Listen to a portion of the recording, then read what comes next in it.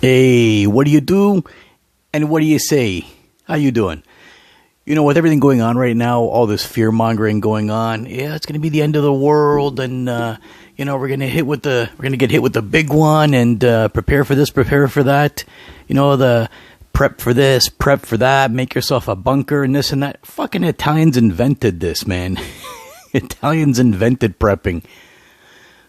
We invented it. My parents had a cold room, like in the basement, a fruit cellar or the cold room. They had it built underneath the porch, like the concrete ceiling, concrete walls, concrete floor. The place was fucking impenetrable, man. It was a bunker.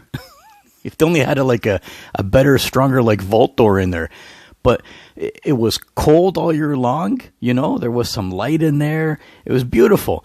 They had all kinds of stuff, a big wooden shelf was built, and my mother and father did all kinds of preserves and sauce and all kinds of pickled shit, and the sausage and the oil over there, all kinds of stuff. A whole bunch of cans, non-perishables, but we had fucking food in there for 6-7 months. And then, hanging from the ceiling, my father drilled a couple holes in the ceiling, and he was hanging all kinds of stuff in there. All kinds of deli meats and, preserved meats, o prosciutto, soppressata, the sausages and the fucking gabagool, and the ripened cheese. Everything was there, man. It looked like a fucking deli in there. And then wine, vino. Hey, we had fucking 6-7 months worth of wine in there. Wine and water and beer. Fuck, they even had pop in there.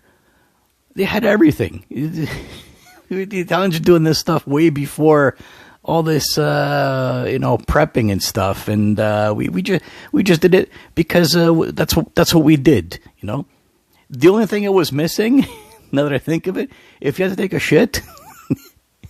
If my parents had installed a working toilet in that place, it literally would be like a fully functional a bunker, right? But that's what we did. And my relatives were even worse. I had aunts and uncles who were even worse. They had a cold room that was 3 times the size of my parents. It was huge. Even more stuff. And I swear my aunt even had some boxes of clothes and shit stuffed in there. But everything, all kinds of food, all kinds of drink, toiletries, toilet paper. Oh my God, the paper that these guys had, they had bought enough toilet paper to wrap around the world 7 or 8 times. And paper towel and napkins and this and that and aluminum foil and parchment. They had everything. I mean, they just bought all the stuff in bulk or wait for a sale going on, Hey, Maria, there's a sale under the toilet paper. Better buy a 6 or 7 trucks. That's what we did. We had a whole bunch of stuff over there, It's like we always made, they always made their own homemade wine and sauce and stuff. And it was for enough for 100 people. They made, I'm going to make enough of vino for a fucking village. That's what they did. So we were ready. If doomsday came, they dropped the big one right on our head, we'd be fine. The only thing is you wouldn't get any phone reception in there, obviously, or any Wi-Fi. But if the big one drops and everything is going to shit outside, who the fuck gives a shit? Now tell me if this sounds familiar. Sometimes I work night shift. And I get back home 5, 6, 7 in the morning, and I'm trying to lie down and get some sleep. And that's when this bird outside my bedroom window starts chirping. And this thing, you know what this thing sounds like? Your smoke detector in your house when the batteries are low? And every 10 seconds it's like, shh, shh, that kind of sound? That's what this thing is doing. I love birds, man. I love wildlife, but God, if I had a pair of binoculars and a slingshot sometimes. You know what I mean is that I'm noticing a lot of litter around. A lot of garbage everywhere. Now I understand in the street, out on the sidewalk, it's still littering, it's still, shitty. But at least it's outside. But I've noticed a lot of garbage everywhere, indoors, in schools and shopping malls and office buildings, and like, used tissue paper, snotty tissue paper on the floor, used burger wrappers with half-eaten burgers in there all over the floor.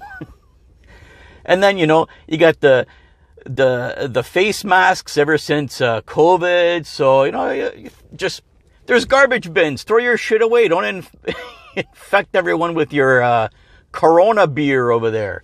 Throw it in the garbage. Don't worry about these poor bastards who have to run around cleaning everything. I mean, I almost expect it from like little kids or in a grade school, but I mean in an office building come on, man. And like used tampon wrappers and like tampon accessories all over the floor. Like, what's going on here? Are you like changing your tampon on the fly? What's going on? You're doing this in the hallway?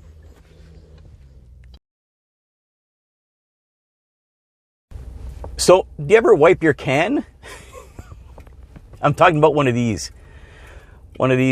cans of pop or club soda, whatever it might be. When you're on the road, you go to a pop machine or a grocery store, you buy them in cases and boxes, and you grab the can, you crack it open and you take a sip.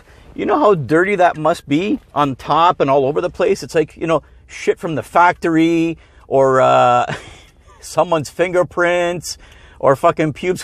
Who knows what the hell's on there? So I'm thinking, you know what? We should carry around wet naps. Like you get at restaurants, a little square wet naps over there. Put them in your pocket whenever you need it. You pull out the wet nap, rip the wet nap open, you wipe off the can, the sides and inside the crevices over there, and you get all that shit off, right? So you're not fucking drinking germs or snot or whatever the hell it is. And it also comes in handy if you're in the car and you got to rub one off before you go to work.